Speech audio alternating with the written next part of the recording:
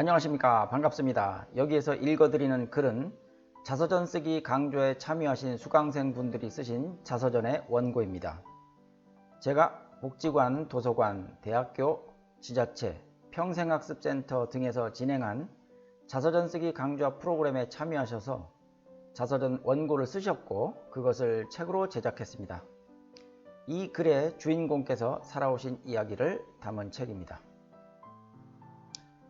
이것을 읽어드리는 데는 이유가 있습니다. 본인의 자서전을 쓰려고 하시는 분들은 많은데 어떻게 글을 써야 하는지 몰라서 궁금해하십니다. 실제로 자서전 쓰기 강좌에 참여해서 글을 쓰신 분들의 자서전을 소개해드리면 많은 분들에게 참고가 될 것이라고 생각합니다. 다른 분들이 쓰신 자서전을 함께 읽어보시면서 여러분 자신의 자서전을 기획해 보시면 좋겠습니다. 그러면 이제 자서전의 세계로 여러분을 안내합니다. 재미있게 시청해 주시기 바랍니다. 글쓴이 문영숙. 시집 가거라. 어느 날 밖에서 놀다가 집으로 들어왔더니 마루에서 엄마와 언니가 새 이불을 꿰매고 있었다. 나는 엄마한테 엄마 이 이불이 뭐야? 하고 물었다. 그랬더니 옆에 있던 언니가 너 시집 보내려고 만드는 이불이야 라고 대답한다. 나는 울면서 나 시집 안 갈 거야 하며 이불을 마구 밟아버렸다. 내 나이 겨우 20살. 아무 철도 없는 내가 시집을 간다니. 언젠가 학교에서 월남에 계신 군인 아저씨들에게 위문 편지를 쓰라고 해서 쓴 적이 있었다. 나중에 알았지만 위문 편지는 군인 아저씨들한테 아무거나 한 통씩 전해주는 거란다. 그런데 편지가 남아서 편지통에 그냥 꽂아놓은 것이 내 편지였었나 보다. 그 편지를 서무기에 군인 아저씨가 뜯어보고는 내게 답장을 하는 것이었다. 그 후로 나는 그 군인 아저씨를 오빠라고 부르며 가까워지기는 했지만 나는 철없는 장난이었고 그 오빠는 내게 반해 있었던 것 같았다. 그 오빠가 제대하고 우리 집으로 나를 찾아왔다. 나는 황당, 당황 모두 했다. 그 오빠는 넉살이 좋아서 나보다 우리 식구들과 더 친했다.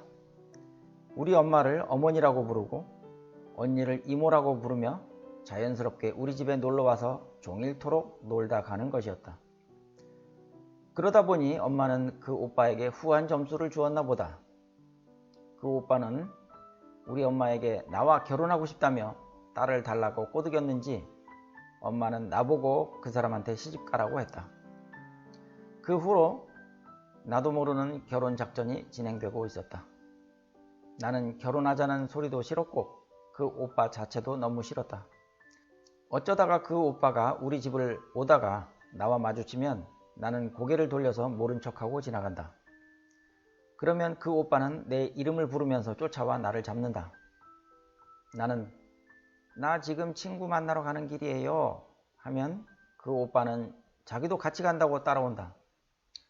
그렇게 해서 우리 친구들을 만나면 밥도 사주고 술도 사주고 극장 구경도 떼거지로 가고 그 오빠에게 바가지를 몽땅 씌우고 나는 도망을 간다. 그럼 그 오빠는 우리 집에 와서 나를 기다린다. 그랬다가 통금이 다 되면 돌아가곤 했다.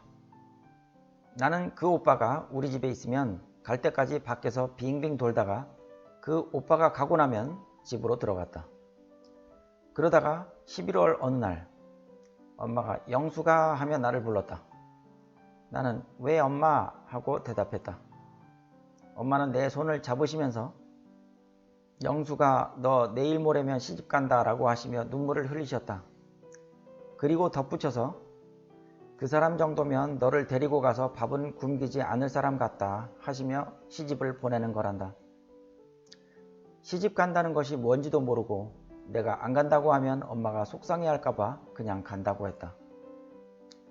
결혼식 전날 밤 온 식구들이 밤새도록 울었다.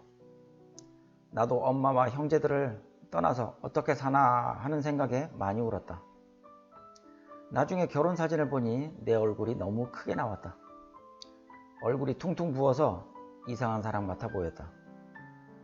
어찌됐든 나는 결혼식을 올렸고 결혼 생활이 시작됐지만 살기가 싫었다. 남편은 나를 끔찍이 아껴주었지만 나는 그 사람이 무섭고 싫었다. 친정으로 도망와서 집에 안 돌아간다고 울고 불고 떼쓰고 결국은 자살을 2번이나 하려고 했다. 첫 번째 자살 시도는 결혼 1년 만에 남편이 출근하고 난 뒤 연탄불을 피워서 방에 들여놓고 물을 살짝 뿌려서 연탄가스가 많이 발생하라고, 그리고 방문을 모두 잠그고 조용히 죽음을 기다리며 누워 있었다. 그런데 가스가 약했나 보다. 남편이 퇴근해서 집에 올 때까지 나는 죽지 않고 살아 있었다. 괜시리 가스 냄새만 잔뜩 맡고 다시 살게 되었다. 2번째 자살 시도는 결혼 2년째 되는 해에 연탄가스로는 실패했으니 방법을 바꿨다. 밤에 잠이 오지 않는다며 약국마다 돌아다니면서 수면제를 사서 모으기 시작했다. 몇 달을 모으니까 수면제 알 50에서 60알 정도 되는 것 같았다. 어느 날 저녁 때 죽어야지 생각하고 수면제 30알을 먹고 누워서 잠을 잤다. 다음날 새벽에 남편은 내가 잠을 자고 있는 줄 알고 살그머니 출근을 했다. 남편은 가끔 새벽에 출근을 한다. 그 다음부터는 아무것도 모른다. 눈을 떴을 때 나는 링거를 맞고 있었다. 옆에는 엄마와 언니가 걱정스러운 얼굴로 바라보고 있었다. 내가 깨어나는 것을 본 언니는 "이거사, 너 3일 만에 깨어난 거야. 바보같이 왜 그런 짓을 해?" 엄마는 "영수가 왜 그랬니? 왜?" 하시며 눈물을 흘리셨다. 그 옆에는 남편이 퀭한 얼굴로 나를 보고 있다가 내가 깨어나니 안도의 긴 한숨을 쉬었다. 나는 3일 동안 혼수 상태였는데 남편도 3일 동안 거의 굶었다고 한다. 이 사람이 아무것도 못 먹고 있는데 어떻게 혼자만 먹어요? 하면서 거의 끼니를 거르다시피 하며 내 걱정을 했단다. 그제서야 남편이 나를 어떻게 생각하는지 알 것 같았다. 그때 그 일이 있은 후부터 나도 마음을 열기 시작했다. 남편을 향해서. 우리 엄마는 나 때문에 속상하신 적이 많았을 것이다. 나의 결혼 생활은 3년 만에 아기가 생기면서 그냥저냥 살게 되었다. 그래도 다행스러웠던 것은 남편이 대기업 간부 자리에 있어서 월급을 많이 갖다 주었다. 그 덕에 사는 게 조금 재미가 있었다. 꽃꽂이, 요리, 운동, 미용 등 취미 생활로 시간을 보냈고 나는 내가 잘난 줄 알고 멋도 많이 부렸다. 어느 땐 내가 아가씨인 줄 알고 집에까지 쫓아온 남자도 있었다. 그렇게 좋은 시절 끝까지일 줄 알았는데 그게 아니었나 보다. 시댁에 시아주버님이 계셨는데 시아주버님은 경상도 특유의 말씨에 상스러운 말을 섞어가면서 말을 하신다. 무슨 말을 시작하려면 서두에 꼭 씨발이 들어가야 말이 된다. 예를 들면 "씨발 밥 언제 먹냐? 씨발 옷을 제대로 입지 그게 뭐냐? 씨발 그게 머리빗은 꼴이냐?"